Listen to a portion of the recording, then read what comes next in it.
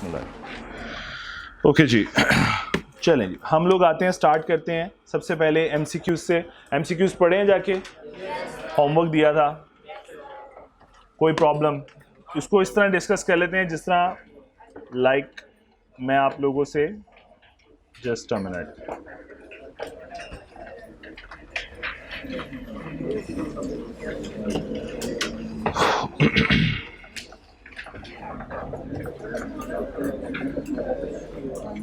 एक एक पेज पे जितने अवेलेबल है ना वो डिस्कस कर लेते हैं। फर्स्ट 6 में कोई प्रॉब्लम?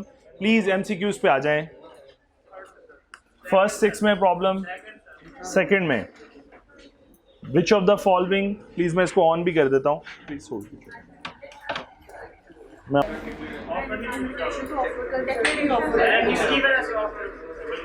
नहीं, आप रिजल्ट्स को ले रहे हो कि आउटकम ऑफ दैट थिंग। आप इनविटेशन टू एन ऑफर को ऑफर में कन्वर्ट होता देख रहे हो। बेटा इनविटेशन टू एन ऑफर जरूरी नहीं है ऑफर में कन्वर्ट हो, जरूरी तो नहीं है। बहुत से लोग मार्केट आते हैं, रिटेल आउटलेट्स पे आते हैं, चीजें देखते हैं, विंडो शॉपिंग करते हैं, निकल जाते हैं, तो ऑफर तो नहीं करते वो। बेटा देखो, advertisement offering reward to anyone who finds the lost, अच्छा रिवॉर्ड भी ऑफर करे कि जो भी इस कुत्ते को ढूंढ के, हाँ कुत्ते को ढूंढ के लाएगा उसे इनाम मिलेगा। तो it's an offer, it's an intention to give something in return of finding a lost good. बेटा आप लोग, अच्छा अब इंग्लिश का प्रॉब्लम इतना सा रहेगा, माफ कर दो इस एमसीक्यूज वाले को, ठीक है, बख्श दो बेचारे को, ठीक है। चलो जी, 6 के बाद 7 से लेकर 12 तक, नो 6 ऑफर इज सिंपली जी मेयर एक्सप्रेशन ऑफ विलिंगनेस, खाली महज एक्सप्रेशन नहीं है, जनाब हम अगले की असेंट लेना चाहते हैं, अगले की रजामंदी लेना चाहते हैं, तो उसमें मेरा ख्याल है intention to create legal relationship, वैसे ये चीज़ एग्जिस्ट करती है, इंटेंशन क्रिएट होती है, लेकिन ये कहा जाता है कि ऑफर की स्टेज पे देखो ना, आप कॉन्ट्रैक्ट की स्टेज पे देखने शुरू कर दिया। कॉन्ट्रैक्ट की स्टेज पे हम कहते हैं intention to create legal relationship. But अगर मैं बेसिक स्टेप पे चला जाऊं कि ऑफर का मतलब क्या है, तो फिर मुझे ज़्यादा क्लियर कौन सा नज़र आ रहा है कि मैं दूसरे की अगर डेफिनेशन का सहारा लूँ, तो क्या है? टू डू समथिंग और not to do something for getting the assent of the other person. चलो 7 से लेकर 12 तक,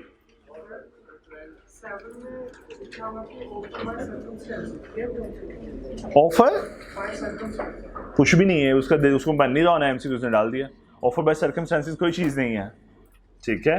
हाँ एनवायरनमेंट सजेस्ट कर दे, अगर वो एनवायरनमेंट की अब डेफिनेशन कैसे बना सकते हो? नहीं बनती को मेरे जहन में नहीं बनती कोई एग्जांपल, या यस एक्सप्रेस होगी या इम्प्लाइड होगी, ट्रू। 7 से लेकर 12 तक जी, और कोई? 12 an offer gets legal consequences as soon as it is made, as soon as it is communicated, as soon as it is revoked and as soon as it is accepted। जी कौन सा ज्यादा अच्छा, sometimes MCQs की options ऐसी होंगी जिसमें most relevant one को हम चूज कर रहे होंगे, ये भी ख्याल रखें थोड़ा सा। एमसीक्यूज है ना, लेकिन ऐसे एमसीक्यूज पेपर में आते नहीं हैं, मैं आपको पहले बता दूं। ऐसे एम्बिगुअस एमसीक्यूज पास पेपर में नहीं आते, नहीं यकीन आएगा पास पेपर ओपन करके देख लीजिएगा, ठीक है। बड़े technical, straight forward, based on the provision of law आते हैं। ये इसलिए इस तरह के बनाए गए हैं क्योंकि पहला चैप्टर है, बेसिक है। अब इसमें से और क्या बनाए वो आपके लिए, बात समझ पा रहे हो? थोड़े से उस बेचारे की, ऑथर की भी मजबूरी समझ लो, ठीक है जी। 12 में कोई प्रॉब्लम? इतना क्लियर क्यों नहीं है? रीजन, क्लैरिटी क्यों नहीं है इतनी? चलो जो भी है, नो आइडिया। चलो जी आगे चलते हैं, नाराज हो गया। अच्छा जी 13 से 15 तक, 14 का एक क्यों नहीं हो सकता? Abdullah offered by letter to sell Kareem his motorbike for 5,000. Kareem wrote back saying he accepted the offer and would pay in 2 installments at the end of the 2 following months. Is there a contract? जी क्या किया acceptor ने? Conditional offer impose कर दी है, condition लगा दी है ना। हालांकि payment हो रही थी, सेल करना चाह रहा था 5,000 के लिए, उसने कहा 2 इंस्टॉलमेंट में ले लो, क्या हुआ? Conditional acceptance. और कंडीशनल एक्सेप्टेंस ही क्या कहलाती है? काउंटर ऑफर एक्चुअली, ठीक है। तो अब मोस्ट रेलेवेंट, अब आपने क्या पूछा, क्या नहीं हो सकता? नहीं, आप क्या पूछना चाह रहे हो? ए नहीं हो सकता? ऑप्शन कौन सा रेलेवेंट पूछ? अच्छा ए में लिखा हुआ है no because Karim is trying to amend the contractual term, Karim को ना जी, अच्छा हाँ करीम एक्सेप्टर है। Abdullah can be assume to revoke the offer, भाई ऑफर को रिवोक करने की ज़रूरत है, can be assumed to revoke, क्यों? ऑटो रिवोकेशन हो जानी है, उसने जब ऑल्ट्रेशन की तो वो वैलिड एक्सेप्टेंस ही नहीं रहनी, और वैलिड एक्सेप्टेंस नहीं तो काउंटर ऑफर कर दी उसने, तो काउंटर ऑफर की तो एग्जिस्टिंग ऑफर क्या हो जानी है? रिवोक, ऑटो रिवोकेशन, तो अज्यूम करने की ज़रूरत ही नहीं है, वो खुद थोड़ी करेगा, ऑटो रिवोक हो जानी है। मैंने फिर कहा ये फर्स्ट चैप्टर है, इसमें ये प्रॉब्लम आ सकता है, ठीक है। अब क्लैरिटी है थोड़ी सी, चलो चलें जी 15 तक और कोई प्रॉब्लम? चलो आज जरा पास पेपर के ऊपर जो आपको होमवर्क के तौर पे दिए थे, एक थर्ड पास पेपर, तो थर्ड प्रैक्टिस क्वेश्चन था, वो तो बहुत आसान सा था थर्ड वाला, ऐसे ही है।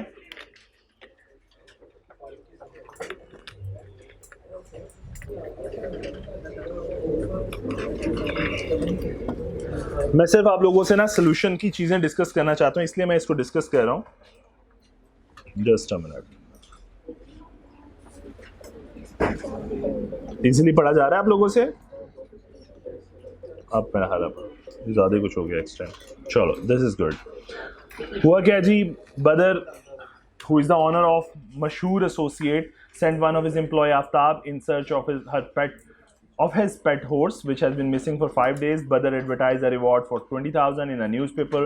मैं assume करके पढ़ रहा हूँ, आप सब पढ़ के आए हो, ठीक है? Newspaper for everyone who find his missing horse. Aftab, unaware of the newspaper advertisement, traced the horse. Subsequently, on knowing about the reward, Aftab claimed it from Badr under the provision of contract 1872. मैं requirement आपको पढ़ना सिखा रहा हूँ सिर्फ, और मेरा कोई मकसद नहीं है। Identify the type of offer, पहली बात उसने आपसे ये पूछी है, कौन सी है? Public offer. एक जर्नल होती थी, एक स्पेसिफिक होती थी, ये पुराने कॉन्सेप्ट से उसने, ये क्वेश्चन पुराने कॉन्सेप्ट से आए हुए, इसीलिए मैंने आपको जर्नल और स्पेसिफिक समझा दिया था। तो ये किसको ऑफर किया उसने? जर्नल पब्लिक को। जो भी ढूंढ के लाएगा उसका पेट हॉर्स, वो उसको रिवॉर्ड देगा, यानी जो भी कंडीशन को फुलफिल करेगा, ऑफर को फुलफिल करेगा, उसे क्या इनाम दिया जाएगा। मेरी बात समझ आ रही है? अच्छा, वहां पे एक सेपरेट कॉन्ट्रैक्ट बन जाएगा उस पार्ट, मतलब मैं भी ढूंढ के ले आऊं तो मेरे साथ उसका एक सेपरेट कॉन्ट्रैक्ट बन जाएगा। अच्छा, identify the type of offer which was made by Badar, obviously कौन सी ऑफर है? General offer. Also state whether Aftab would be able to claim the amount of reward under the circumstances. हाँ, अब आफ्ताब कर सकता है कि नहीं कर सकता, तो वही तीन बातें, कंक्लूजन, इंटरप्रिटेशन और फिर प्रोविजन ऑफ लॉ, या फिर स्टार्ट करें प्रोविजन, इंटरप्रिटेशन या लिंकेज या प्रोविजन ऑफ लॉ, और सॉरी कंक्लूजन। सो उसने कैसे किया जरा चेक करते हैं, उसका सोल्यूशन देखते हैं जरा, फिर आप लोगों को चेक करूंगा आखिर में 11 बजे के करीब। It is the case of general offer, पहली बात का जवाब दे रहा है, ठीक है, as it is made to the public. A contract is made with the person who have the knowledge of the offer come forward and act according to the condition of the offer. ये क्या लिखने की कोशिश की है उसने? Provision of law बताने की कोशिश की है कि ऑफर से पहले कंडीशन का पता होना जरूरी है, नॉलेज होना जरूरी है। आगे चलते हैं। However under the given circumstances, अब ये क्या करने की कोशिश कर रहा है? लिंक करने की कोशिश कर रहा है केस स्टडी को। Aftab can not claim the amount of reward from Badar as there was a lack of communication of offer. Aftab did not know about the reward when he found the missing horse. Aftab could have accepted the offer only when he knew about it, because an offer accepted without its knowledge does not counter any legal rights. तो अगर आप देखो तो सिर्फ उसने यहाँ पे आपको सिखाया प्रोविजन ऑफ लॉ और कंक्लूजन और लिंकेज उसने क्लब कर दिया, मिक्स कर दिया। तो ये राइटिंग स्टाइल है, ये आपका अपना हो सकता है। आपने बस अपनी ख्याल रखना है कि केस स्टडी के अंदर आपने प्रोविजन भी डिस्कस करनी है, आपने इंटरप्रिटेशन भी करनी है, या केस स्टडी से लिंकेज भी करनी है, और आखिर में कंक्लूजन भी लीड करना है। Is that clear? चलो अगले सवाल पे आ रहा हूँ, क्वेश्चन पे, प्रैक्टिस क्वेश्चन 5 में क्या क्या हुआ यहाँ पे जी। Ahmad being interested in purchasing Adil's DHA property sent him this letter on 1st March. I have heard that you are selling your DHA property. I am very much interested in purchasing it. Will you please consider selling the same to me? What is the highest price you have been offered so far? जी अहमद ने क्या कर रहा है? Offer कर रहा है क्या? वो सिर्फ इंफॉर्मेशन इंक्वायर कर रहा है, इसे मैं इन्विटेशन टू ऑफर भी नहीं कह रहा, वो सिर्फ इंफॉर्मेशन इंक्वायर कर रहा है, ठीक है। आदिल ने रिप्लाई किया जी highest cost for the property till now is ₹35 million. ये क्या है? ये आदिल का रिप्लाई क्या है? उस क्यूरी के अगेंस्ट वो रिप्लाई कर रहा है, यानी इनविटेशन टू एन ऑफर है, वो उसे इंफॉर्मेशन प्रोवाइड कर रहा है अबाउट द प्रॉपर्टी। सो मैं कहना ये चाह रहा हूं कि ये क्यूरी थी और ये जो रिप्लाई आया उसका, ये इनविटेशन टू एन ऑफर बन गया कि जनाब ये करैक्टरिस्टिक्स हैं, अब आओ ऑफर करो। बात समझ आ रही है? Ahmad replied, I agree to buy your DHA property for 36 million. अब ये क्या है? ये ऑफर किया उसने। तो इसका मतलब है इस वक्त ऑफरर कौन है? ऑफरर कौन है? अहमद। और दूसरा पर्सन कौन है जी? आदिल। आदिल क्या बना? Offeree acceptor. तो उसके बाद राइट है कि वो एक्सेप्ट कर ले या रिजेक्ट कर ले। Subsequently, Adil received an offer from Hamid quoting rupees 38 million for the said property. लें जी, दो ऑफर्स आ गई हैं, एक 36 मिलियन की, 38 मिलियन की। अकलमंद इंसान कौन सी चूज करेगा? 38 की। What will be Adil's liability toward Ahmed? Ahmad की तरफ क्या लायबिलिटी होगी उसकी? If he wishes to sell to Hamid, कोई भी लायबिलिटी नहीं है। Being a seller, I am getting two quotes, one for 36 million, one for 38 million. Preferably, I will choose 38, and I'm not answerable to the first buyer, prospective buyer. मैं उसको answerable नहीं हूं, क्योंकि मैंने उसकी ऑफर को टर्न डाउन कर दिया। Got my point? चलो, सो अभी इसको चेक भी कर लेंगे। मैंने आपसे डिस्कशन करनी थी, वो मैंने कर ली। ठीक है, चलो जी आगे आ जाओ। नेक्स्ट चैप्टर स्टार्ट करते हैं जी, जो हमने स्टार्ट किया हुआ ऑलरेडी। ऐसा ही है, आ जाओ फिर जरा चैप्टर 2 पे। हम लोग वैलिड कॉन्ट्रैक्ट डिस्कस कर चुके, हम लोग वॉइड कॉन्ट्रैक्ट डिस्कस कर चुके, वॉइड एग्रीमेंट डिस्कस कर चुके। हमारा एक एग्रीमेंट रह गया था, voidable agreement. Okay, voidable agreement रह गया था। वॉइडेबल एग्रीमेंट नहीं, sorry, voidable contract. Sorry about my words. Voidable contracts. अच्छा, वॉइडेबल कॉन्ट्रैक्ट की बेस्ट एग्जांपल समझाने के लिए मुझे पहले कॉन्सेंट समझानी पड़ेगी और उससे आगे फ्री कॉन्सेंट का एलिमेंट को समझाना पड़ेगा, एंड देन मैं वॉइडेबिलिटी की तरफ आऊंगा। सबसे पहले कॉन्सेंट को समझाता हूं और फ्री को समझाता हूं।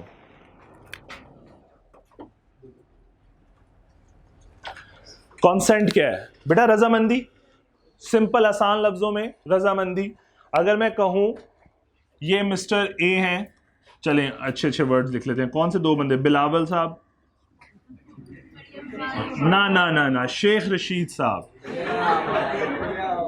शेखू साहब, ना ना नहीं, ये कॉम्बिनेशन मरियम के साथ नहीं बनता। शेख साहब के साथ जरा उनके अच्छे ताल्लुकात हैं। सो बिलावल साहब और शेख साहब के दरमियान एक कॉन्ट्रैक्ट हो रहा है। सपोज बिलावल साहब अपनी कोई व्हीकल बेचना चाह रहे हैं, से 5 मिलियन, और शेख साहब उन्हें 5 मिलियन रुपीस पे करेंगे व्हीकल के अगेंस्ट। बेटा अगर दोनों की, अच्छा बिलावल ने ऑफर की व्हीकल की और उसने अगर आगे से अपनी कॉन्सेंट दे दी, अपनी रजामंदी दे दी, मतलब ये क्या हो जाता? फिर ऑफर हैज बीन एक्सेप्टेड। यही पढ़ते रहे हैं। और once an offer is accepted it becomes a promise, और फिर अगले एलिमेंट्स पूरे हों तो कॉन्ट्रैक्ट बन जाएगा। यही पढ़ा जी हमने। अच्छा, अब सिर्फ ये समझाना चाह रहा हूं, एक चीज और भी यहां पे समझी जाती है असेंट को कॉन्सेंट को समझने के लिए, that is identity of mind, कि ये होना बहुत जरूरी है। आइडेंटिटी ऑफ माइंड से मुराद है कि दोनों जो भी कॉन्ट्रैक्ट कर रहे हैं, जो भी उसकी टर्म है, दोनों के माइंड में सेम टर्म चल रही है, यानी दोनों एक ही प्लेटफॉर्म के ऊपर हैं, दोनों एक ही मौक़िफ़ के ऊपर हैं। ऐसा नहीं है कि बिलावल के ज़हन में है व्हीकल BMW और शेख साहब समझ रहे हैं कि मैं 5 मिलियन की मर्सिडीज़ खरीद रहा हूँ। ऐसा नहीं है, मेरी बात समझे नहीं। बिलावल की ही 2 कार्स हैं, से मैं कहता हूँ बिलावल साहब के पास स्टॉक में तो वैसे तो बहुत कार्स हैं, लेकिन चलें 2 अज्यूम करते हैं, BMW और मर्सिडीज सपोज। ठीक है, बिलावल को लग रहा है कि वो BMW सेल कर रहा है, जबकि शेख साहब को लगता है वो 5 मिलियन की मर्सिडीज खरीद रहे हैं। इसका मतलब आइडेंटिटी ऑफ माइंड नहीं है। सो कॉन्सेंट का मतलब है कि चीज़ों के बारे में उनकी जो मौक़िफ़ है दोनों का वो क्लियर हो, यानी कि ऑफरर जो ऑफर कर रहा है, एक्चुअली जो एक्सेप्टर है वो उसी ऑफर को या उसी ऑब्जेक्ट को एक्सेप्ट कर रहा है। हम अगले चैप्टर में जाके इसके ऊपर डिटेल डिस्कशन करेंगे। कॉन्सेंट के मतलब समझ आ गया? ना भी समझ आया तो ये समझ लो आपकी रजामंदी। क्लियर? अच्छा, रजामंदी फ्री होनी चाहिए, फ्री फ्रॉम एनी प्रेशर, इस पे किसी किस्म का दबाव नहीं होना चाहिए। तो हम समझेंगे कंसेंट फ्री है। कंसेंट फ्री है, इसका मतलब कंसेंट को डैमेज करने वाले एलिमेंट्स कौन कौन से हो सकते हैं? तो लॉ की नज़र में 5 एलिमेंट है जो कंसेंट को डैमेज कर सकते हैं। फर्स्ट इज कोर्जन, कोर्शन भी कहते हैं लोग इसे, अनड्यू इन्फ्लुएंस, फ्रॉड, मिसरिप्रेजेंटेशन और मिस्टेक। मैं दोबारा रिपीट कर रहा हूं, दोनों पार्टी का कंसेंट देना जरूरी है, तभी वो प्रॉमिस बनेगा और तभी कॉन्ट्रैक्ट बनेगा। आसान कर दिया मैंने कहा कंसेंट का, उस रजामंदी का फ्री होना जरूरी है, यानी हर पार्टी, दोनों पार्टी, बिलावल या जरदारी, बिलावल या शेख साहब, दोनों किसी प्रेशर से, किसी दबाव में ना हो, बल्कि अपनी आज़ादी राय का हक रखते हों। मेरी बात समझ आ रही है? सो बड़ी मुश्किल उर्दू पता नहीं कहाँ से आ रही है, लेकिन चलो। तो फ्री कंसेंट को जो एलिमेंट डैमेज कर सकते हैं वो ये 5 एलिमेंट्स हैं। मैं भी इसको एक एक करके थोड़ा सी ब्रीफ डिस्कशन दे देता हूँ, ब्रीफ इंट्रोडक्शन दे देता हूँ, बाकी इंशाल्लाह हम नेक्स्ट चैप्टर में पढ़ रहे होंगे। सो कंसेंट दोनों पार्टीज की फ्री होनी चाहिए, यानी फ्री का मतलब ये लॉ कहते हैं इन 5 एलिमेंट में से कोई भी एलिमेंट प्रेजेंट ना हो तब कंसेंट फ्री होगी। मैं रिपीट कर रहा हूं, इन 5 एलिमेंट में से कोई भी एलिमेंट प्रेजेंट ना हो तब जाके कंसेंट फ्री होगी। Is that clear? अच्छा, पहला चीज है कोर्जन या कोर्शन, जो भी आप कहना चाहो। COERCION, स्पेल गलत हो सकते हैं, बुक से देख लो। कोर्जन मेरा क्वालिफाई है। कोर्जन माजरत के साथ,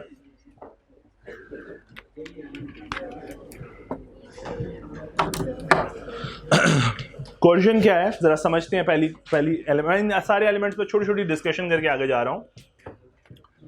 कोर्जन ये है कि सपोज एक पार्टी कोई ऐसी एक्टिविटी परफॉर्म करे, प्लीज, कोर्जन ये है एक पार्टी ऐसी एक्टिविटी परफॉर्म करे जो फॉरबिडन बाय लॉ है, लाइक थ्रेट करना, किसी को लाइफ थ्रेट करना, ये कोर्जन है। आपने अक्सर इंडियन मूवीज देखी होंगी, वो कंधे पे बंदूक रख के उससे पेपर साइन कराता है, देखा अक्सर मूवीज के अंदर ब्लैकमेल करके। सबने देखी है ना मूवी, कोई ना कोई तो सीन देखा होगा। इंडियन मूवीज में ये बहुत कॉमन चीज है, ये दिखा रहे होते हैं जी बेटी के सर पे बंदूक रखी हुई है और बाप से साइन करा रहे होते हैं पेपर प्रॉपर्टी के। सपोज अज्यूम करें शेख साहब ने अपने 2 गुंडे भेजे, उन्होंने बिलावल साहब के कनपट्टी पे बंदूक लगाई और उन्हें कहा कि अपनी ये व्हीकल मुझे 50,000 की बेच दो। 5 मिलियन की 30 लिख दिया, नहीं 50 लिखे, मेरी राइटिंग गंदी है जी, 50 नहीं है, 50,000 की मुझे अपनी व्हीकल सेल कर दो। हालांकि व्हीकल की एक्चुअल मार्केट वैल्यू क्या है, से 5 मिलियन। अब उन्हें जबरदस्ती उनके कनपट्टे, अब बेचारे क्या ना करेंगे, क्या करेंगे, एग्रीमेंट पे साइन। अब बाद में देखने वाला तो यही देखेगा ना कि एक व्हीकल कितने की बिक गई है, 30,000 की। अच्छा, एक बात और याद रखें, यहीं पे पढ़ते पढ़ते इंशाल्लाह आगे आएगी, सिग्निफिकेंस ऑफ कंसिडरेशन लॉ की नज़र में कोई वक़्त नहीं रखती। सिग्निफिकेंस से क्या मुराद है, आप अपनी एक चीज़ 5 मिलियन की चीज़ खुशी खुशी 30,000 की बेच दो, लॉ को कोई तकलीफ नहीं है। एक मतलब वही हिसाब है, बायर और सेलर अगर एग्री हैं और बायर ने या सेलर ने अपनी विलिंगनेस से, अपनी रजामंदी से अपनी 5 मिलियन की चीज़ 50,000 की बेच दी है, लॉ को कोई तकलीफ नहीं है। लॉ की नज़र में हरगिज़ ये नहीं है कि हाँ यहाँ कुछ हुआ होगा, क्योंकि इतनी कम अमाउंट पे कौन बेचता है प्रॉपर्टी, या इतनी कम अमाउंट पे व्हीकल कौन बेचता है, लॉ को कोई तकलीफ नहीं है। इफ़ मियाँ बीवी राजी, काजी कुछ नहीं करने वाला। ठीक है, मेरी बात समझ आ रही है? सो उसी पे बात दोबारा आएंगे वापस। मैं कह रहा हूँ उसने कनपट्टी पे बंदूक रखी, इसका मतलब है अब अगर इसने ऑफर की, ये ऑफरर बन गया, राइट, और इसकी एक्सेप्टेंस थी, but acceptance under a pressure थी। बात समझ आ रही है? एक्सेप्टेंस अंडर अ प्रेशर है, इसका मतलब है इसकी कंसेंट डैमेज हो गई बिलावल की कोर्जन की वजह से। अगर मैं कहूं कि इसका मतलब है बिलावल की कंसेंट फ्री नहीं है अब, और बात समझ पा रहे हो? जबकि हमने पढ़ा कंसेंट क्या होनी चाहिए, फ्री होनी चाहिए, अगर आप कॉन्ट्रैक्ट एक वैलिड कॉन्ट्रैक्ट बनाना चाहते हो तो। सब समझ पाए हो मेरी बात? सब यहां तक पहुंच गए हो? सो मैंने कहा एक्सेप्टेंस तो दी है, बट एक्सेप्टेंस फ्री नहीं थी, नॉट फ्री कॉन्सेंट। तो कॉन्ट्रैक्ट तो हो गया, अब लेटर ऑन क्या होगा, जब बंदूक हटेगी तो बिलावल साहब केस फाइल करेंगे ना। सो बंदूक हट गई, चले गए वो प्रॉपर्टी के कागज लेकर, अब बिलावल साहब केस फाइल करेंगे और केस फाइल होगा बिलावल वर्सेस शेख साहब, शेखू साहब, ठीक है। और वो केस में क्या डिमांड करेंगे जी, क्या डिमांड करेंगे, पैसे वापस लो, प्रॉपर्टी वापस करो मेरी। अब जब कोर्ट में केस चलेगा तो कोर्ट आइडेंटिटी, और वो अपना प्ली क्या लेंगे, किस बात का दावा करेंगे, ये केस क्यों फाइल करेंगे, बेस क्या होगी कि मेरी कॉन्सेंट फ्री नहीं थी। तो लॉ का जो डिसीजन आएगा कि जब कॉन्सेंट फ्री नहीं होती, एक प्रोविजन ऑफ लॉ बताने लगा हूं, जब किसी पार्टी की कॉन्सेंट डैमेज हो इन 5 एलिमेंट में से किसी एक एलिमेंट की वजह से, तो कॉन्ट्रैक्ट उसकी ऑप्शन के ऊपर वॉइडेबल हो जाता है। वॉइडेबल का मतलब है उसकी ऑप्शन पे है, वो चाहे तो इसे वैलिड रहने दे, चाहे तो इसे वॉइड कर दे। Mean at the option of the aggrieve party. Aggrieve party कौन सी होती है, मजलूम, जिसके साथ पैड़ी हुई है, ठीक है। सो बिलावल साहब उनके साथ तो अजलों से हो रही है। सो वॉइडेबल मींस बिलावल साहब की ऑप्शन के ऊपर या एग्रीव पार्टी की ऑप्शन के ऊपर होता है कि चाहे तो वो उस कॉन्ट्रैक्ट को वैलिड रहने दे, चाहे तो वॉइड कर दे। Valid means enforceable by law and void means not enforceable by law. Valid रहने देगा तो खामोश रहेगा, कॉन्ट्रैक्ट वैलिड, कोर्ट में जाएगा ही नहीं। और अगर void करना चाहेगा, इस ऑप्शन को एक्सरसाइज करना चाहेगा, तो कोर्ट में केस फाइल कर देगा ऑन द ग्राउंड्स कि उसकी कॉन्सेंट क्या था, फ्री नहीं थी। Got my point? सो मैं अगर पूछूं कि voidable कॉन्ट्रैक्ट क्या है, तो voidable कॉन्ट्रैक्ट है ऐसा कॉन्ट्रैक्ट जो कि void, वो जो कि ऑप्शन पे है ग्रीव पार्टी की, कि at the option of the grieved party whether to make it valid और मेक इट void, उसकी ऑप्शन पे है। क्लियर यहां तक?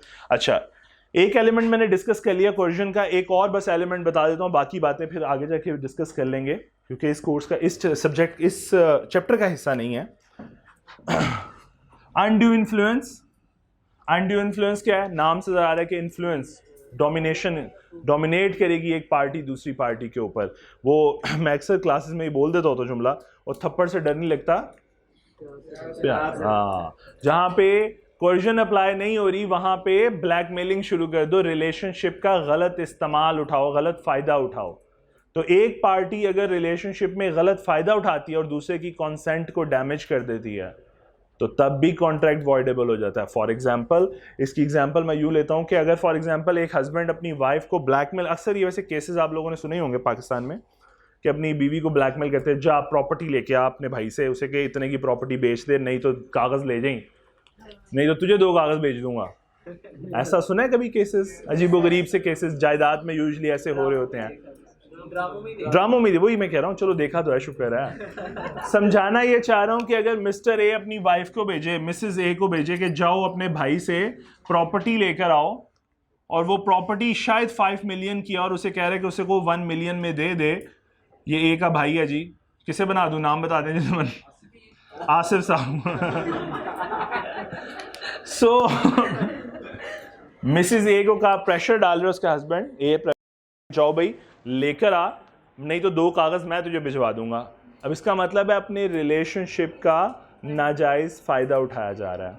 अब यहां पे ये प्रेशर, ये जो पार्टी है, ये अगर एक्सेप्टेंस दे देगी इस ऑफर के अगेंस्ट, तो वो क्या करेगी, अंडर प्रेशर नहीं देगी कि उसकी बहन का घर बच जाए, ऐसे ही है ना। सो अनड्यू इन्फ्लुएंस ये चीज है जी, इसको इंशाल्लाह डिटेल में डिस्कस करेंगे। अब इसका मतलब है अगर आसिफ ने आज एक्सेप्टेंस दे भी दी, कल को अगर वो इस कॉन्ट्रैक्ट को वॉइड करना चाहेगा तो कोर्ट के पास जा सकता है, और वंस अगेन प्ली का इस्तेमाल करेगा कि उसकी कॉन्सेंट फ्री नहीं थी क्योंकि डैमेज थी by the factor undue influence. Got my point? बाकी तीनों फैक्टर अगले चैप्टर में फ्रॉड, मिसरिप्रेजेंटेशन और मिस्टेक। फ्रॉड क्या है वैसे, मैं थोड़ा सा बता देता हूं एक लफ्ज, intention to deceive the other party. आपका इरादा है, पुख्ता इरादा है कि आपने दूसरे बंदे के साथ फ्रॉड कमिट करना है, आपने दूसरे बंदे को धोखा देना है, इंटेंशन टू डिसीव। और मिसरिप्रेजेंटेशन क्या है, डिसीव तो कर रहे हो बट अनइंटेंशनल है, नुकसान तो दे रहे हो दूसरे बंदे को बट अनइंटेंशनल है, unintentional miss statement of facts, गलत बयानी हो रही है बट अनइंटेंशनल है, ठीक है जी। और मिस्टेक आगे जाके पढ़ेंगे। कोर्जन COERCION, मैंने कहा एक दफा सिलेबस से देख लो, बुक से देख लो, थर्ड चैप्टर से। ठीक हो जाएंगे यानी कि कौन से वाले? ये जो मियां बीवी हो रहे हैं, मियां बीवी के, अपने भाई से बोलो क्या कोई प्रॉपर्टी ला दे, ठीक है, जब सारे मामला हो जाएगा वो कोर्ट में कर देगा केस। नहीं वो क्यों करेगा फिर, वही वैलिड रहेगा ना उसकी ऑप्शन पे, बैन नहीं बचानी।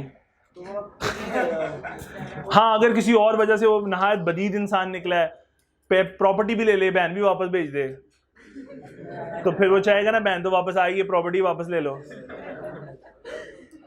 नहीं समझ आई? समझ आ गई? मैं समझ गया जी। अगर ऑनलाइन से कुछ चीज मंगवाते हैं, मोबाइल कुछ और आता कुछ है, तो फ्रॉड होता है, मतलब फ्रॉड में आएगा या फिर इसमें अगर असूलन वो लोग वाकई ऐसा करें तो इंटेंशन टू डिसीव होगी उनकी, अगर वो आपको जान के गलत चीज़ भेज रहे हैं। लेकिन अगर कोरियर ने डैमेज कर दिया या ब्ला ब्ला ब्ला, या आपने अच्छे तरीके से फैक्ट्स नहीं पढ़े इनफैक्ट, या उन्होंने जो फैक्ट्स लिखे उनका मतलब और, तो शायद ये मिस रिप्रेजेंटेशन में भी कहीं फॉल कर जाए। बट मोस्टली ये ऑनलाइन बिजनेस में इंटेंशन टू डिसीव होती है। लेकिन ये प्रूफ करेंगे ना, ये तो प्रूफ करेंगे फिर बाद में, केस टू केस वेरी होगा ये। और समटाइम्स ना एक चीज़ ख्याल रखिएगा, समटाइम्स जो कॉस्ट होती है ना, लीगल कॉस्ट, वो बेनिफिट से ज़्यादा होती है, जिसकी वजह से लोग केस फाइल ही नहीं करते। मतलब फॉर एग्जाम्पल, जैसा मैंने पहले भी एग्जाम्पल दी थी कि एक शू पॉलिशर आप पे क्यों केस फाइल करेगा, जब उसे पता है 20 रुपये हासिल होने हैं और केस 1000 रुपये का फाइल होना है। सो समटाइम्स लीगल कॉस्ट आपको बाउंड कर देती है कि यार छोड़ो पड़ा केस को, क्या केस फाइल करना। बात समझ आइए जी? क्लियर? चलो चलो जी जी बेटे। इस वाले केस के अंदर जब वो बिलावल साहब कन्फिडेंस से बंदूक साइड में कर देते हैं, ठीक है, फिर वो केस कर देता है, अगर कर देता है तो उसके बाद क्या प्रूफ होगा कि ये इस तरह का मामला तो है, कोर्ट को क्या किया जाए? बर्डन ऑफ प्रूफ आगे जाके चाहिए कि प्रूफ कौन करेगा। मैं सिखाऊंगा कोर्जन में जाके कि बर्डन ऑफ प्रूफ किसके ऊपर होगा, तो उसके लिए होल्ड कर लो थोड़ा सा। चलें जी प्लीज मेरे लिए को वॉइडेबल की डेफिनेशन पढ़ दे प्लीज, बस बस बस वॉइडेबल की डेफिनेशन पढ़ दें जल्दी से। By law at the option of one or more of the parties thereto, but not at the option of the other, or one और more of the parties thereto का मतलब है aggrieve party की बात कर रहे हैं, कहते हैं but not at the option of the other, और अदर्स मींस डिफॉल्टिंग पार्टी की ऑप्शन पे ये नहीं है बल्कि एग्रीव पार्टी की ऑप्शन पे है। ये सिर्फ पढ़ने की हद तक ये 2 लाइंस पढ़नी थी, वरना काट देना, अगली 1 लाइन पढ़ लें, उसमें आपको मतलब समझ आ जाएगा। the contract is voidable at the option of aggrieved party and not at the option of defaulting वो party. ये बात कहना चाह रहा था ऊपर भी, लेकिन लफ्ज़ का इस्तेमाल मुश्किल कर रहा था। तो आपने अगर याद करना हो तो सिर्फ ये 1 लाइन याद कर लीजिएगा, दैट वुड बी एनफ। चलें जी एग्जाम्पल 2 पढ़ें जरा प्लीज जल्दी से।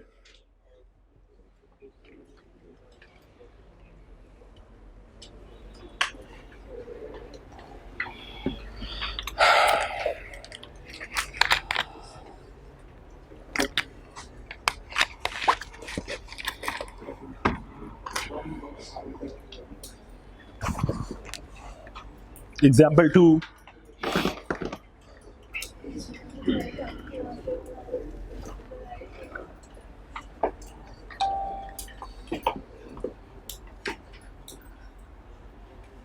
जी डन? ओके, अब आगे कुछ एसेंशियल एलिमेंट्स फर्दर हम डिस्कस करने लगे हैं यहाँ पे कि भाई और कौन कौन से एलिमेंट हैं जो कॉन्ट्रैक्ट तक पहुँचने के लिए ज़रूरी हैं। चलें ज़रा पढ़िए बेटी, ये पहला पॉइंट पढ़ दें। The agreement is made by the free consent of the parties. जी, द फर्स्ट पॉइंट इज, एक और एलिमेंट उसने बताया, पार्टीज की कंसेंट जो है वो फ्री होनी चाहिए, मतलब वो डैमेज्ड ना हो by coercion, undue influence, fraud, misrepresentation और मिस्टेक। इन 5 एलिमेंट में से किसी भी एलिमेंट की वजह से डिस्टर्ब नहीं होनी चाहिए।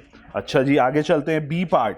The parties making the agreement are competent to contract. Parties competent to contract होनी चाहिए। ये कल भी हम थोड़ा सा डिस्कस कर रहे थे शायद क्लास में कि कंपिटेंट से मुराद क्या है। कंपिटेंट से मुराद ये है, अगर मैं यहाँ पे डिस्कस कर लूँ, कंपिटेंट से मुराद है एक तो उसकी एज ऑफ मेजोरिटी के अंदर हो लॉ की नज़र में। नंबर 1 एज ऑफ मेजोरिटी, यानी वो माइनर ना हो, वो मेजर हो। माइनर की एज क्या है पाकिस्तान में, मैंने कल भी बताई थी, 18 ईयर्स जी, 18 की एज में। शरीयत वाली ना देखे ना, इस्लामिक पॉइंट ऑफ व्यू नहीं है, लॉ है। लॉ की नज़र में एक माइनर जो है, जो एक पर्सन है इनकम्पिटेंट, या ये जो मेजोरिटी जो है वो 18th हैप्पी बर्थडे के बाद आती है, ठीक है। यानी पर्सन मेच्योर होता है to make a rational judgment. उसकी रीज़न क्या है, ये ऐसा क्यों किया गया? क्योंकि ये बिजनेस कॉन्ट्रैक्ट्स हैं, इसमें समझबूझ चाहिए। लॉ की नज़र में एक पर्सन के पास इतनी समझबूझ हो कि वो रैशनल जजमेंट ले सके, मतलब अपना अच्छा बुरा सोच सके कॉन्ट्रैक्ट के अंदर। तो उसको लगता है कि 18 साल इज़ द राइट एज। तो 18 साल से ऊपर वाला मेजर है, उससे नीचे वाला माइनर, और माइनर के साथ कॉन्ट्रैक्ट नहीं हो सकता बिकॉज वो कंपिटेंट टू कॉन्ट्रैक्ट नहीं है। Got my point? Secondly, age of majority के अंदर वो कहता है पर्सन साउंड माइंड हो, शादीशुदा ना हो, ओ सॉरी, दिमागी तवाजुन दुरुस्त हो उसका, ठीक है। दिमागी तवाज़ुन दुरुस्त होना चाहिए उसका, ठीक है। दिमागी तवाज़ुन ख़राब कैसे हो सकता है? लुनैटिक लोग हो सकते हैं बेचारे पैदाइशी कुछ ऐसे लोग होते हैं जो किसी प्रॉब्लम में होते हैं, वो जिस पागल खाने में और कौन जमा है, पागल ही लोग हैं ना बेचारे, इडियट लोग जो होते हैं। नहीं, वो हर घर पर पागल खाना।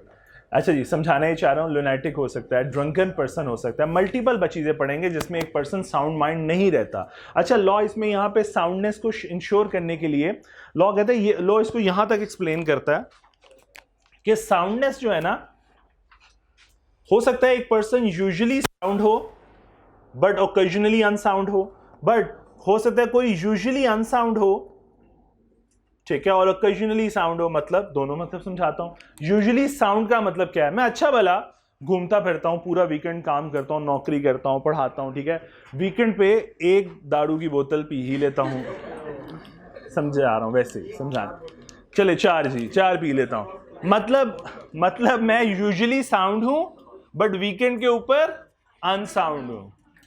यूजुअली साउंड हूं लेकिन कुछ ऐसा करता हूं, ऐसा हरकत करता हूं कि जिसकी वजह से वीकेंड के ऊपर मेरा दिमागी तवाज़ुन दुरुस्त नहीं, मैं खुद जहाज बना हुआ हूं, तो मैं क्या कॉन्ट्रैक्ट करूंगा? समझ पा रहे हो?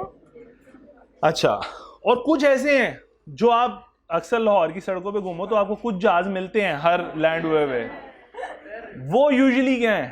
अनसाउंड। ओकेजनली ना मिले बेचारों को तो दिमागी तवाज़ुन हालत दुरुस्त हो जाती है।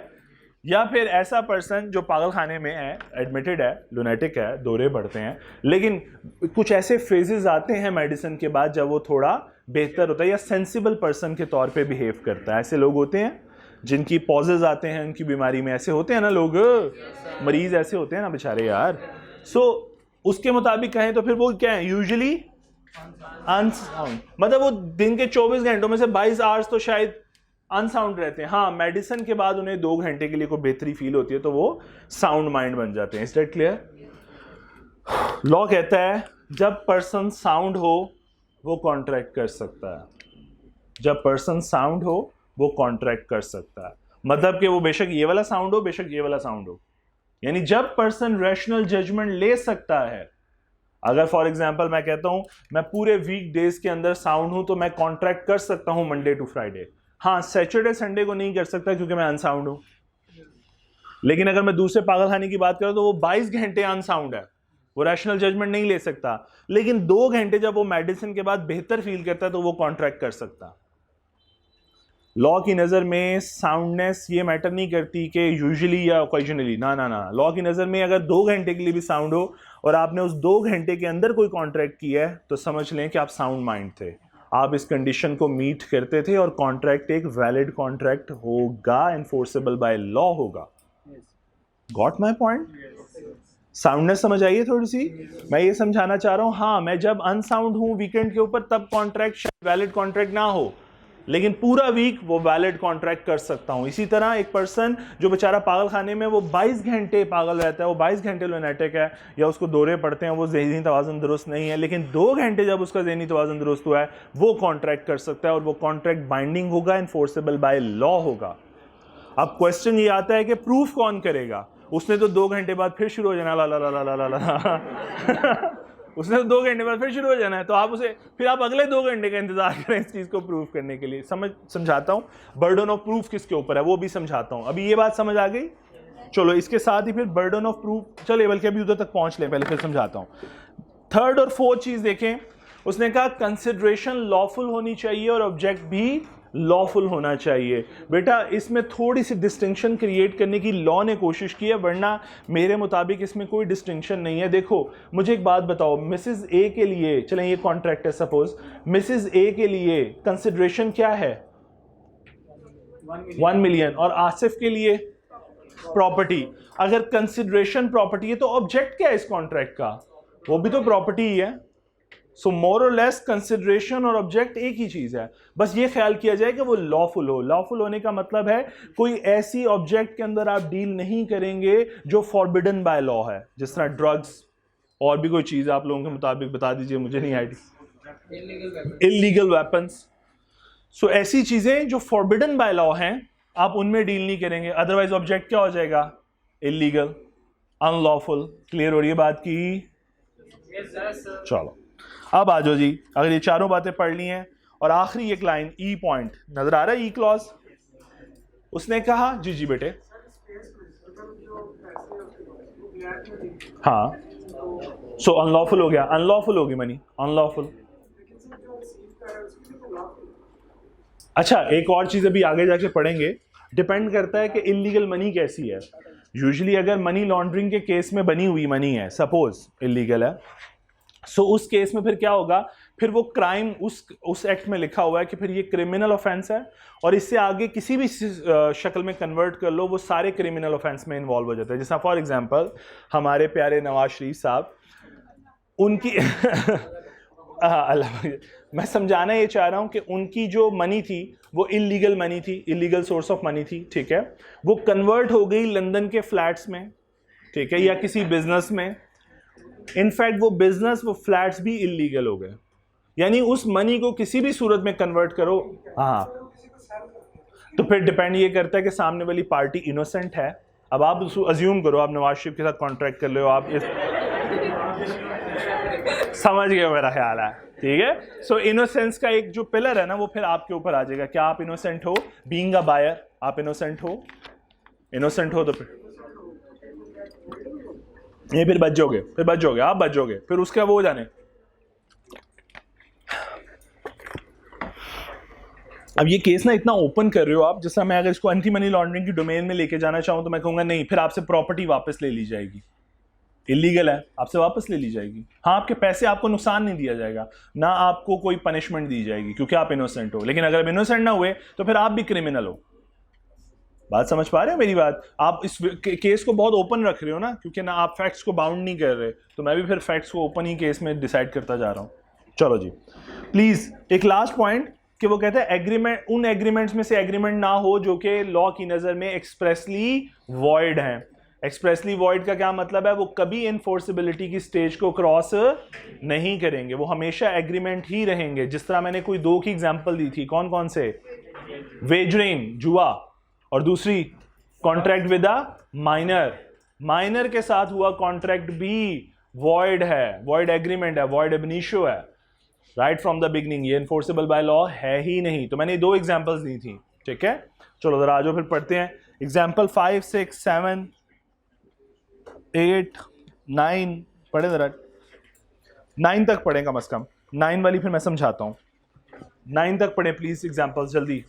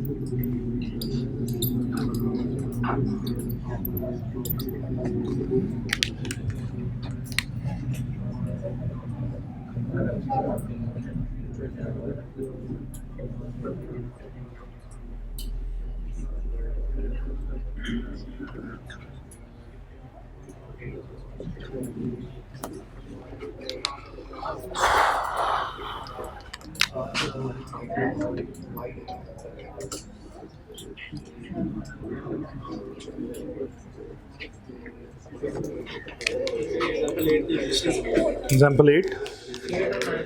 अच्छा जी 8.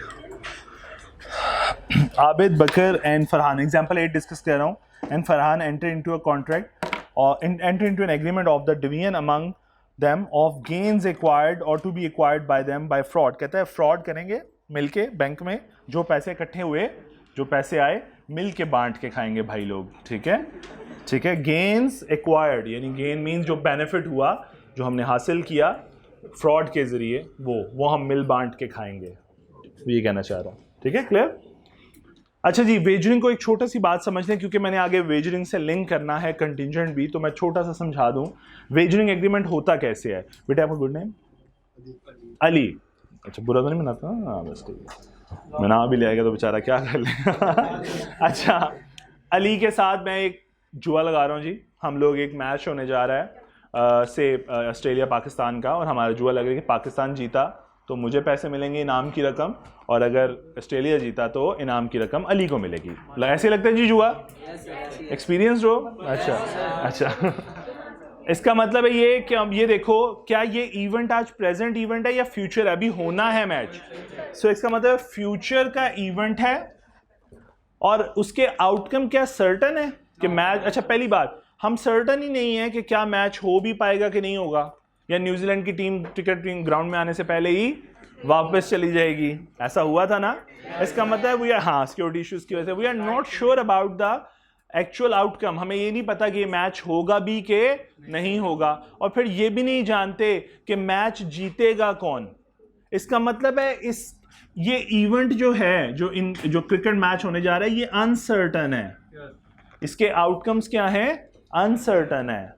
हमें नहीं पता ये मैच होगा नहीं होगा. हमें नहीं जानते पाकिस्तान जीतेगा या ऑस्ट्रेलिया जीतेगा. बात समझ आ रही है.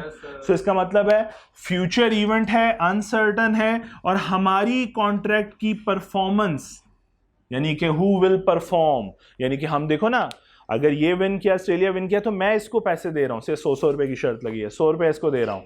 और अगर पाकिस्तान विन किया तो 100 रुपया ये मुझे दे रहा है. सो इनफैक्ट क्या हो रहा है कि हम लोग 100 रुपए की शर्त लगा रहे हैं, तो पार्टी की परफॉर्मेंस या मेरी परफॉर्मेंस डिपेंड करती है कि ऑस्ट्रेलिया जीत जाए, और इसकी परफॉर्मेंस, ये अपनी ऑब्लिगेशन तब परफॉर्म करेगा जब पाकिस्तान जीत जाएगा. बात समझ पा रहे हो. सो हम दोनों की परफॉर्मेंस, और परफॉर्मेंस मीन्स ऑब्लिगेशन परफॉर्म करना. अच्छा जी बेटे, अच्छा जी, अच्छा अच्छा.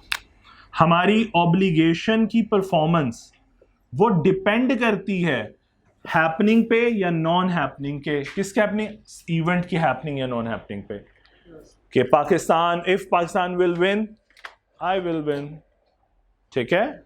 और अगर ऑस्ट्रेलिया जीता तो ये जीत जाएगा, और अगर मैं जीत रहा हूं तो इसकी ऑब्लिगेशन है टू पे. यानी इसकी और मेरी परफॉर्मेंस डिपेंडेंट है आउटकम के ऊपर, कि आउटकम क्या आएगा, और आउटकम अभी अनसर्टन है. ये है एक वेजरिंग एग्रीमेंट. सो मैं अगर कंक्लूड कर दूं तो मैं कहना चाह रहा हूं वेजरिंग एग्रीमेंट का मतलब ये है जिसमें दोनों पार्टीज की जो परफॉर्मेंस है वो डिपेंडेंट है अपॉन द हैपनिंग और non happening of an uncertain future event. Got my point. मैं रिपीट कर रहा हूं कि performance of the parties depend upon the happening and non happening of uncertain future event के ऊपर बेस करती है. क्लियर. इसको आप कहते हो वेजरिंग एग्रीमेंट. अब पढ़ो प्लीज एग्जांपल 9. देखो समझ आती है, जल्दी जल्दी प्लीज.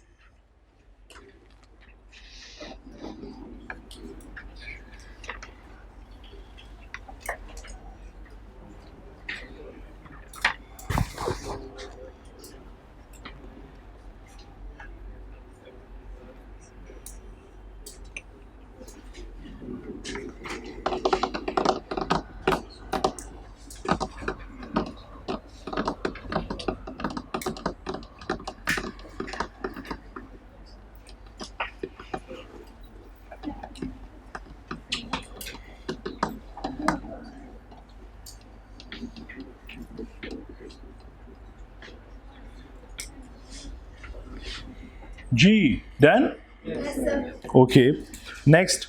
अब एक चीज़ और देखो बेटा, मैंने पहले भी कहा, ये बात शुरू में भी बताई थी कि एग्रीमेंट रिटन भी उतना ही प्रिविलेज या उतने ही इंपॉर्टेंस रखता है जितना एक ऑरल एग्रीमेंट रखता है या एक ऑरल कॉन्ट्रैक्ट रखता है, क्योंकि हमें पता है ऑफर जो है वो एक्सप्रेस भी हो सकती है, इम्प्लाइड भी हो सकती है, एक्सेप्टेंस भी एक्सप्रेस भी हो सकती है और इम्प्लाइड भी हो सकती है। इसका मतलब कॉन्ट्रैक्ट की अब ओवरऑल बात करूं तो फिर ये भी कह देता हूं कॉन्ट्रैक्ट भी एक्सप्रेस भी हो सकता है और इम्प्लाइड भी, और अगर एक्सप्रेस है तो रिटन भी हो सकता है और ऑरल भी। बात समझ पा रहे हो? सारा सीक्वेंस समझ गए हो मेरे साथ? इसका मतलब है ऑरल एग्रीमेंट्स या ऑरल कॉन्ट्रैक्ट की भी उतनी ही वैल्यू है लॉ की नज़र में जितनी एक रिटन की है। हाँ, कुछ स्पेशलाइज केसेस हैं जिनके अंदर लॉ कहता है कि भाई यहाँ पे तो सिर्फ रिटन ही चलेगा, ऑरल की बात नहीं होगी या ऑरल कॉन्ट्रैक्ट की कोई वैल्यू नहीं होगी। जिस तरह फॉर एग्जाम्पल मैं कहूँ पार्टनरशिप की बात करूँ तो पार्टनरशिप रिटन भी होती है और ऑरल भी होती है, और दोनों लॉ की नज़र में उतनी ही वैल्यूएबल है, एक जैसी इक्वल स्टेटस है दोनों का। यानी इक्वल रिटर्न भी उतनी ही लीगैलिटी रखती है जितनी ऑरल रखती है। Is that clear? यानी पार्टीज या पार्टनर्स अपने राइट एक्सरसाइज कर सकते हैं, बेशक वो रिटर्न हो या ऑरल हो। क्लियर? अच्छा, अब बात करते हैं ऐसे एग्रीमेंट्स या ऐसे कॉन्ट्रैक्ट जिनके अंदर लॉ कहता है नहीं भाई रिटर्न होना जरूरी है। जिस तरह आर्बिट्रेशन के जो एग्रीमेंट्स हैं या आर्बिट्रेशन का जो कॉन्ट्रैक्ट है या सोल्यूशन, फॉर एग्जाम्पल और अली के दरमियान एक प्रॉब्लम हो गई, करिए अब हम चले गए, सपोज हमारे पास एक प्लेटफॉर्म अवेलेबल है कोर्ट रूम को, हम चाहते हैं यार नहीं कोर्ट में फैसला नहीं करते हैं, हम ऐसा करते हैं सालिस मुकर्रर कर लेते हैं, सालसी से फैसला करवा लेते हैं। सालसी का पता है ना, दोनों के दरमियान आउट ऑफ कोर्ट सेटलमेंट्स होती हैं जनाब। हम कोर्ट जैसे प्रोसीजरल केसेस के अंदर अपने टाइम वेस्ट नहीं करना चाहते, क्योंकि कोर्ट बहुत एक्टिव और रात आगे 12 बजे तक काम कर रही है, तो हम चाहते हैं कि समझ जाते हो तुम मेरी बातें। चलो कोई बात नहीं, रात बेचारी 12 बजे तक काम करी तो हम नहीं चाहते कि वो 1-2 बजे तक काम करे, तो हम चाहते हैं कि आउट ऑफ कोर्ट सेटलमेंट कर लेते हैं। तो हमारे पास एक तरीक़ेकार अवेलेबल है, एक सालिस मुकर्रर कर लेते हैं। सपोज हम दोनों की, दो दोस्तों की लड़ाई हो जाती है तो सुलह कराने के लिए दोस्त आ जाता है ना बीच में, तो इनफैक्ट ये सालिस है जो दोनों का व्यू पॉइंट सुनता है, दोनों में फिर एक सुलह सफाई कराने की कोशिश करता है। समझ आती है? ये सालिस है। अगर हम दो बिजनेसमैन हैं, दो बिजनेसमैन के दरमियान कॉन्फ्लिक्ट क्रिएट हो गया है, तो यही पर्सन आर्बिट्रेटर कहला रहा है, जो हम दोनों के व्यू पॉइंट सुनेगा और हम दोनों के दरमियान सोल्यूशन प्रोवाइड करेगा, और इसका बनाया हुआ सोल्यूशन बाइंडिंग होगा हम दोनों के ऊपर। मैं दोबारा रिपीट कर रहा हूं, यही जो पर्सन सालिस बना फिर रहा था, दो दोस्तों के दरमियान सुलह करा था, यही बिजनेसमैन के दरमियान जब सुलह करा रहा है तो ये आर्बिट्रेटर कहला रहा है, सालिस। इन दोनों का व्यू पॉइंट सुनेगा, दोनों के दरमियान एक कंक्लूजन देगा, और इसका कंक्लूजन या इसका फैसला बाइंडिंग होगा बिल्कुल उसी तरह जिस तरह कोर्ट का फैसला बाइंडिंग होता। मेरी बात समझ आई? इसका फैसला उसी तरह बाइंडिंग है जिस तरह कोर्ट का फैसला बाइंडिंग है। और अब इसका मतलब इसका फैसला आ गया तो हम दोनों में से जो जिसके खिलाफ भी फैसला आएगा वो अपनी ऑब्लिगेशन परफॉर्म कर रहा होगा। क्लियर? लॉ कहता है ये आर्बिट्रेशन का जो है ना प्रोसेस, ये रिटर्न होना चाहिए, ऑरल नहीं। मतलब आपने अपील फाइल करनी है तो रिटर्न में फाइल करनी है, ऑरल नहीं हो सकती।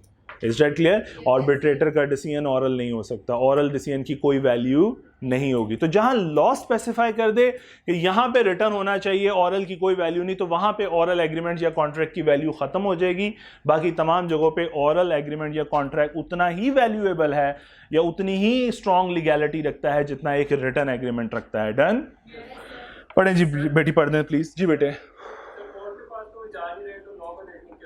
लॉ को देखने की क्या जरूरत है? क्या मतलब? क्या मतलब? आर्बिट्रेशन जो है ये रिटर्न प्रोसेस है, एक लीगल प्रोसेस है, सॉरी प्लेटफॉर्म है ये भी एक, और इसकी भी लीगैलिटी वही है जो एक कोर्ट की है, और इसके पास भी उसी तरह के फैसलों में प्रेसिडेंट्स पड़े हुए हैं जैसे कोर्ट के पास पड़े होते हैं। बस फर्क ये है कि ये लेस प्रोसीजरल होता है as compared to the court. Court में ज़रा प्रोसीजर ज़्यादा है, आपको एक तारीख मिलनी है लंबी सारी, फिर उसके एक अपने प्रोटोकॉल्स हैं अपील फाइल करने के, इधर ज़रा जल्दी हो जाना काम, टाइम सेविंग्स के लिए करते हैं आप।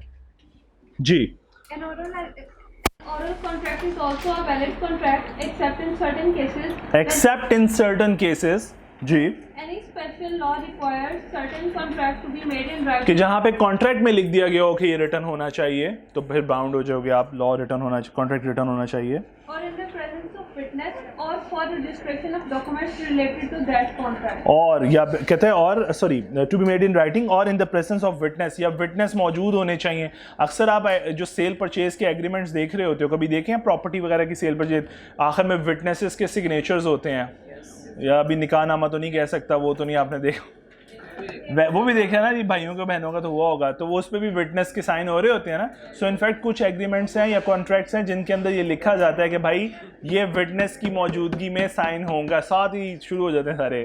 सो ये विटनेस की मौजूदगी में साइन होगा, ठीक है जी। चलो प्लीज़ पढ़ो जरा एग्जाम्पल 10 और 11।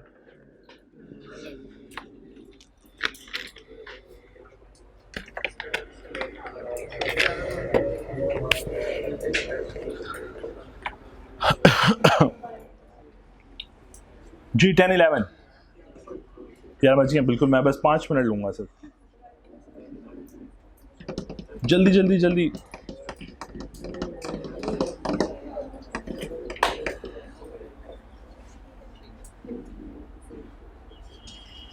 डन 10 वाली बता दो। An oral agreement for arbitration, यानी आप ऑरल एग्रीमेंट कर रहे हो आर्बिट्रेटर के साथ about present dispute is unenforceable because the law required that such arbitration agreement must be in writing. आपने एक तीसरा सालिस मुकर्रर कर लिया लेकिन रिटर्न कुछ नहीं है, तो उस सालिस के डिसीजन की कोई हैसियत नहीं है लॉ की नज़र में। बात समझ आई? अच्छा ऐसा भी होगा कि आर्बिट्रेटर ने फैसला किया, सपोज मेरे हक में फैसला कर दिया और अली को बाउंड कर दिया कि वो अली 50,000 रुपया पे करे as a damages to me, ठीक है। अब अली भाग रहा है, अली पैसे नहीं दे रहा, आर्बिट्रेटर का फैसला बाइंडिंग है, मैं इसी फैसले के इवज, इसी फैसले को बेस बनाकर दोबारा कोर्ट में जाकर केस फाइल कर सकता हूं अली के अगेंस्ट कि अली ने मेरे 50,000 देने हैं, फलां आर्बिट्रेटर ने ये फैसला सुनाया, ये रिटर्न उसका प्रूव है, ये अली पैसे नहीं दे रहा, तो कोर्ट दोबारा ऑर्डर जारी कर सकता है अली को। यानी मैं समझाना ये चाह रहा हूँ इतनी लीगल हैसियत हासिल है आर्बिट्रेटर के फैसले को अगर वो रिटर्न हो तो। ऑरल की कोई वैल्यू नहीं है जी बेटे। प्रोफेशनलिज्म, प्रोफेशनल है, प्रोफेशनल प्लेटफॉर्म है प्रॉपर्ली। आप कोर्ट में फैसला करना चाहते हो या आर्बिट्रेशन, प्रॉपर्ली एक अलग डिपार्टमेंट चल रहा होता है, जैसा टैक्स वालों में ADR के नाम से चलता है, ऑल्टरनेट डिस्प्यूट रेजोल्यूशन डिपार्टमेंट के नाम से, ADR के डिपार्टमेंट से चलता है। चलो जी प्लीज 10 11 डन।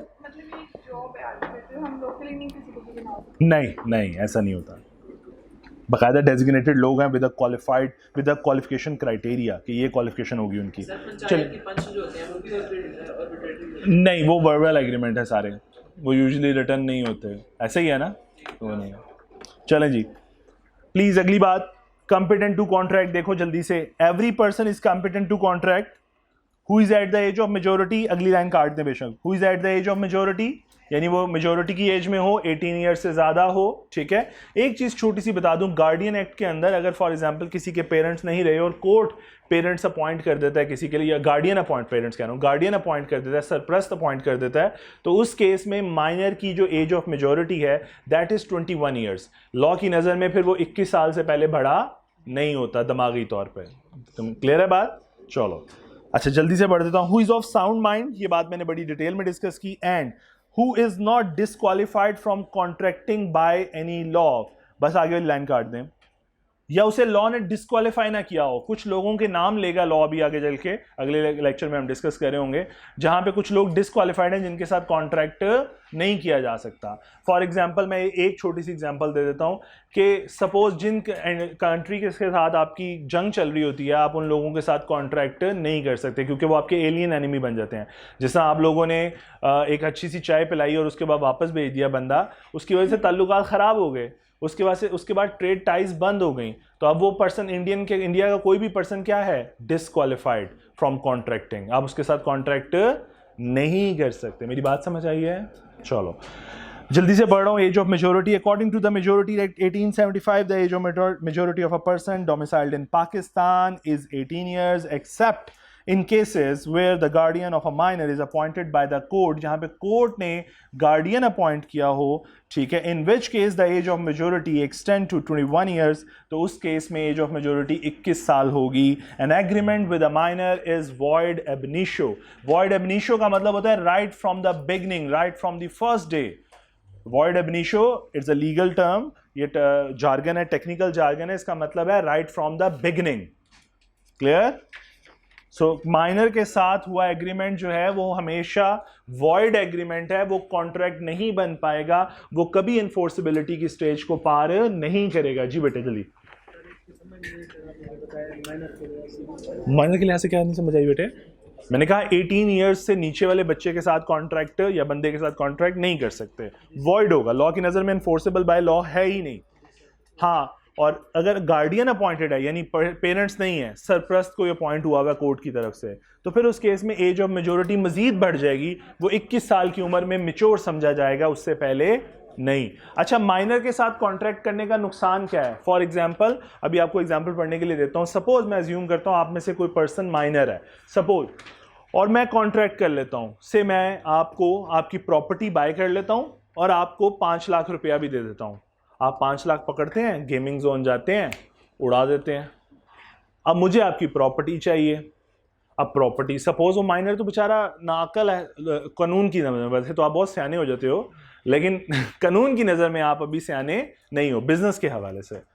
तो आपको क्या होगा? आप देखो ज़रा, मैं आपको समझाना क्या चाह रहा हूँ। मैं माइनर ना इस बिजनेस लॉ का बदमाश है, ठीक है, उसको सारे प्रिविलेजेस हासिल रहने हैं। सपोज ये मिस्टर ए हैं, ये माइनर हैं और मैं इनके साथ कोई कॉन्ट्रैक्ट कर रहा हूँ। अज्यूम करें सलमान साहब कॉन्ट्रैक्ट कर रहे हैं, सलमान साहब इनकी प्रॉपर्टी हड़प करने के चक्कर में हैं और उसके बदले में इन्हें 5 लाख रुपए दे दिए, एडवांस में पे कर दिए। माइनर एग्री कर गया, ठीक है जी पेपर साइन कर देगा। आपने 5 लाख दिए, माइनर ने जाके गेमिंग जोन में उड़ा दिए या कहीं भी उड़ा दिए।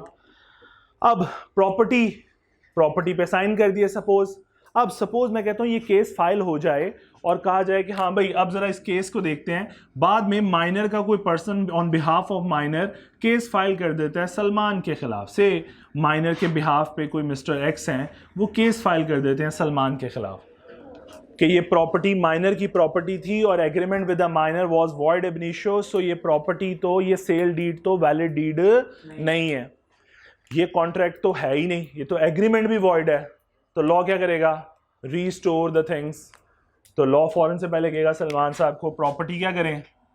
वापस कर दें। लो जी, माइनर की प्रॉपर्टी तो वापस आ गई। अब पैसे वो तो खा गया, ख़त्म। पैसे माइनर से आप रिकवर नहीं कर सकते।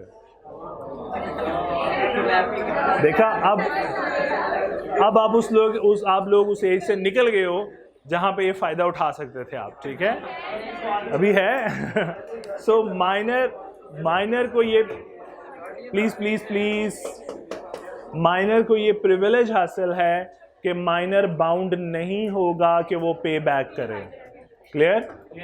अच्छा, दूसरी चीज समझ लें। हाँ, एक सूरत है, कॉज़ाई कॉन्ट्रैक्ट के अंदर जाके पढ़ेंगे या कंस्ट्रक्टिव कॉन्ट्रैक्ट के अंदर पढ़ेंगे कि अगर माइनर को, प्लीज सुन लीजिए, कॉज़ाई कॉन्ट्रैक्ट या कंस्ट्रक्टिव कॉन्ट्रैक्ट में हम एक बात पढ़े होंगे अगले चैप्टर्स में, लेकिन मतलब यही समझा देता हूँ। अगर आपने माइनर्स को नेसेसिटीज प्रोवाइड की हैं, उसकी ज़रूरियात ज़िंदगी प्रोवाइड की हैं, रोटी कपड़ा मकान तो नहीं, खैर रोटी कपड़ा आजकल के ज़माने में, मकान नहीं, नेसेसिटी। सो आपने उसे लिविंग थिंग्स प्रोवाइड किए, उसको मेडिसिन प्रोवाइड किए, उसके जो जीने के लिए ज़रूरी हैं।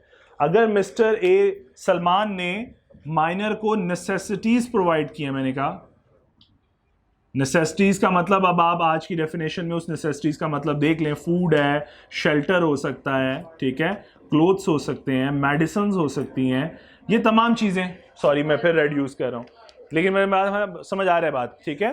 सो अगर आपने ये नेसेसिटीज़ प्रोवाइड की हैं तो सलमान ये नेसेसिटीज़ रिकवर कर सकता है माइनर से, लेकिन माइनर की प्रॉपर्टी से, प्रॉपर्टी या एस्टेट से यूं कहना चाहिए।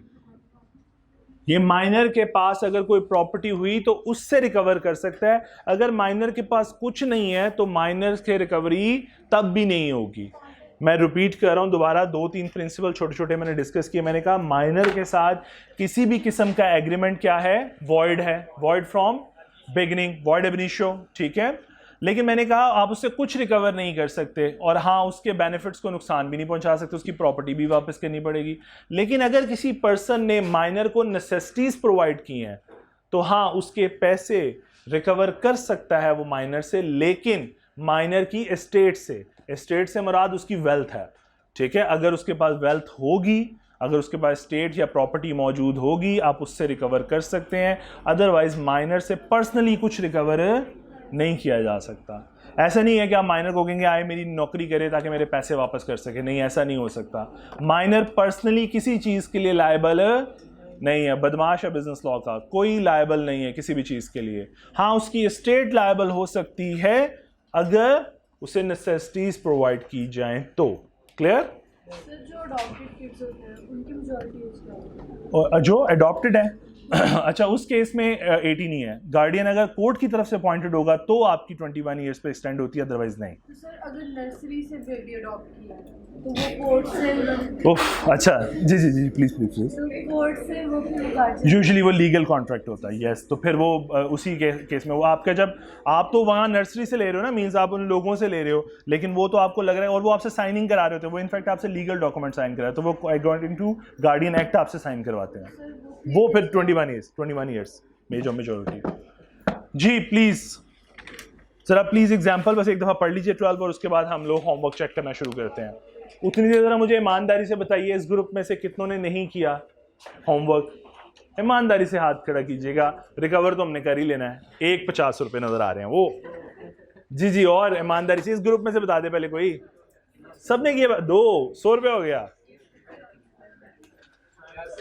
सारे गंदे लोगों। इधर से 1 2 3 4 5 ओ वाह बहुत पैसे आने वाले हैं हमारे पास आज के दिन में, क्या बात है।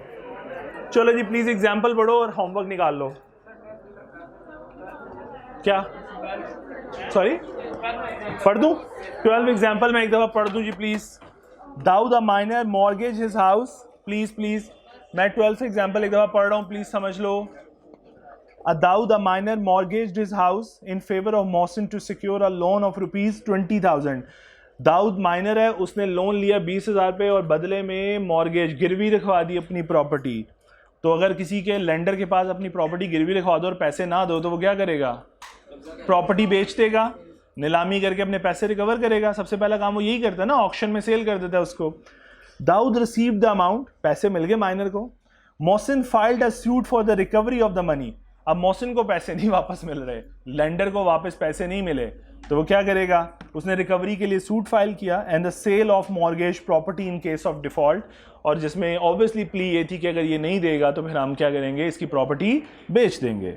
हेल्ड, कोर्ट का डिसीजन है ये जी, वर्डिक्ट दिया गया। Held that it was decided, ये मतलब है इसका। Held that the agreement with the minor was void, so Mohsin can not recover the amount और sell the minor's mortgage property. ना तो पैसे वापस मिलने अगर कंज्यूम हो गए और ना ही तू प्रॉपर्टी बेच सकता है।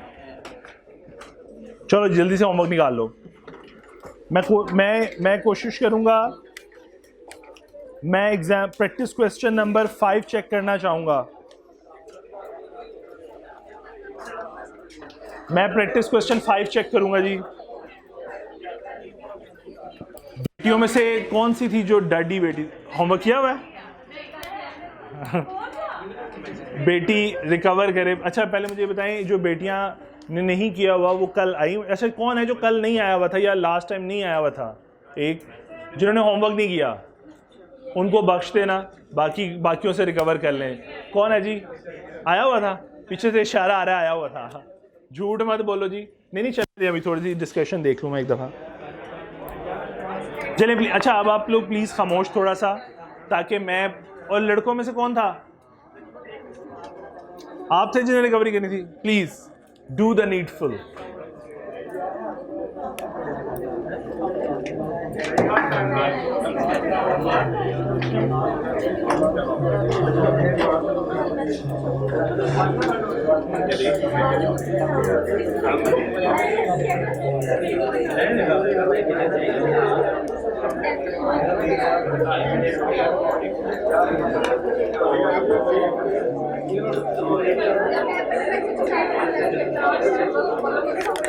ठीक है बेटी, बेहतरीन। सिर्फ ये लाइन गलत है, ये वाली लाइन गलत थी, बाकी ठीक है। ये पकड़ो बेटे, जल्दी जल्दी प्लीज़ अपनी आवाज़ें, प्लीज़ मेरी बात सुनो प्लीज़।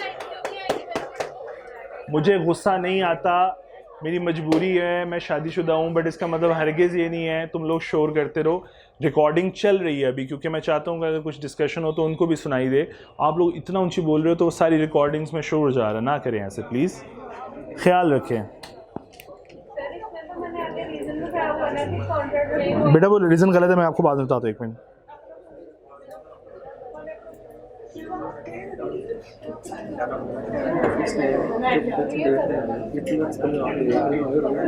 अच्छा ये देखो, अब ये बातें जो है ना, इस बेटी ने जो लिखा है, इस बेटी ने डायरेक्टली डिस्कस किया, जिस तरह मैंने आप लोगों से सोल्यूशन डिस्कस किया कि ये क्यूरी है, ये इंक्वायरी थी, ये इनविटेशन टू ऑफर थी। देखो ये तो अलाउड है, ठीक है, लेकिन फैक्ट, क्योंकि मैंने फैक्ट्स नहीं शेयर किए दोबारा, मैंने बल्कि ये बताया कि लॉ की टर्मिनोलॉजी में ये क्या है, ऑफर थी, ये इंक्वायरी थी, ब्ला ब्ला ब्ला।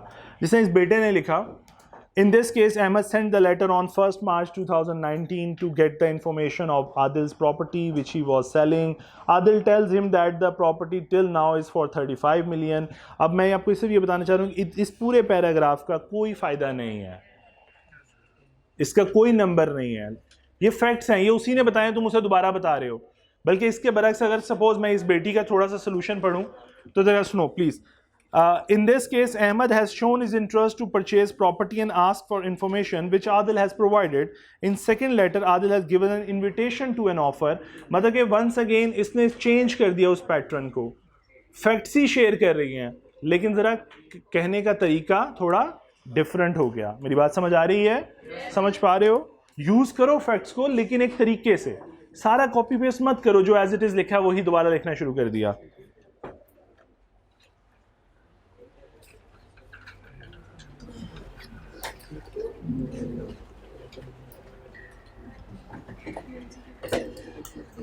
कंक्लूजन ठीक है बेटे, ठीक है, फैक्ट्स ज़्यादा लिख रहे हो और यहाँ पे करके so Adil is an offer he did not reply to the both, ठीक है, ये भी कंक्लूजन के पैराग्राफ में आता है। इंटरप्रेशन पे, लिंकेज पे थोड़ा जोर देना है, ठीक है, थोड़ी बेहतरी लानी है, ठीक हो गया। और वो कैसे आएगी? रीडिंग से, सोल्यूशन की रीडिंग से।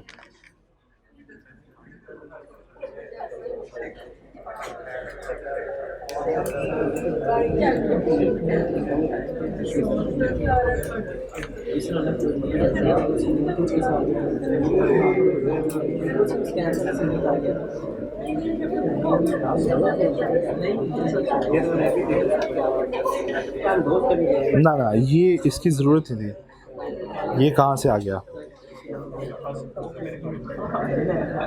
अच्छा, आपकी राइटिंग में एक इशू ये है, आपको आपकी फ्रेजिंग बेहतर होने वाली है। फ्रेजिंग मीन्स सेंटेंस स्ट्रक्चर ठीक है, सीक्वेंसिंग ठीक है, बट थोड़ी सेंटेंस इम्प्रूवमेंट चाहिए, कोई अच्छा सेंटेंस, थोड़ी जान होनी चाहिए। यहाँ पे कुछ मुझे थोड़ी मिसिंग नज़र आई है, जान, ठीक है। सोल्यूशन पढ़ोगे आपको क्लियर हो जाएगी चीज़ें।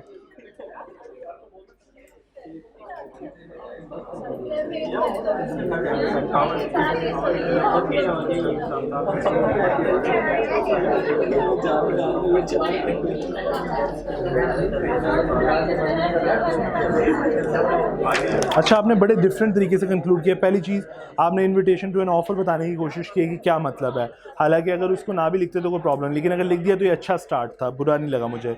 हाँ, एक चीज़ मिसिंग रही, आपने इनविटेशन टू एन ऑफर आपने डायरेक्ट डिस्कस किया कि in this case the offer is made by Ahmad. फिर यहाँ पे स्टेट करो कि अहमद कौन से वाली ऑफ़र कर रहा था, क्योंकि अहमद 2 टाइम्स पे बोल रहा है। आपको क्लैरिफाई नहीं किया कि आप किस चीज़ की बात करो। मुझे तो समझ आ गया है, लेकिन शायद एग्जामिनर इस चीज़ को बुरा मनाएगा कि तू किस चीज़ की बात कर रहा है, ठीक है।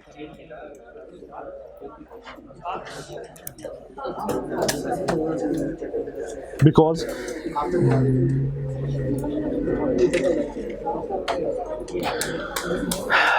इसमें अब प्रॉब्लम ये है कि ये इसमें आपने सिर्फ कंक्लूजन लिखा, ठीक है, और अपनी तरफ से लिंकेज करने की कोशिश की, जो कि बहुत पुअर लिंकेज रही। जिस तरह फॉर एग्जांपल, जैसे हमने कहा कि there is a binding, please एक जरा मेरी बात सुनेगा, there is no binding contract between Ahmad and Adil because just was exchange the information. Adil did not accept the offer. एक तो ग्रामेटिकल मिस्टेक, ठीक है। दूसरा, एक लाइन में इन्होंने पूरी समरी कंक्लूड कर दी। इन्होंने कहा just was the exchange of information और Adil did not accept the offer because he got good offer from Hamid. ख़त्म। सो ये कंसाइजनेस नहीं है, ये नहीं मैं रिक्वायर कर रहा, ठीक है। हमें अपने एलिमेंट्स पूरे करने हैं। अगर इस एलिमेंट में देखो तो मैं आपको सिर्फ का नंबर दूंगा बस, बाकी मैं सारे नंबर आपके काट लूँगा। आपको ऐसा लगेगा कि आपने सारा लिखा क्वेश्चन, लेकिन मुझे मेरी नज़र में आपने सिर्फ कंक्लूजन लिखा।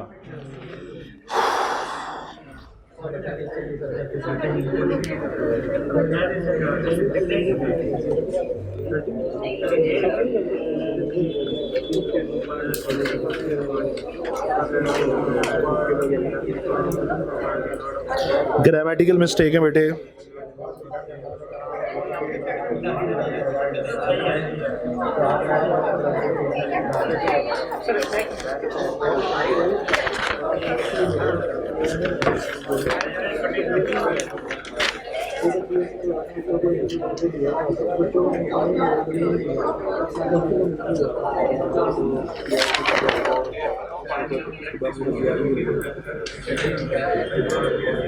एक तो ग्रामेटिकल इशू, ठीक है, दूसरा लिंकेज को इम्प्रूव करें। लिंकेज बहुत मज़े की नहीं है, सीक्वेंसिंग प्यारी नहीं है, ठीक है। सीक्वेंसिंग का मतलब क्या है, एक के बाद एक सीक्वेंस आना चाहिए, एक बात आनी चाहिए, वो बहुत गड़बड़ है क्योंकि इन्फॉर्मेशन ज़्यादा है, लिखना चाहते हो लेकिन सीक्वेंस नहीं दे रहे, प्लान नहीं कर रहे उस क्वेश्चन को, तो प्लानिंग वॉज द इशू।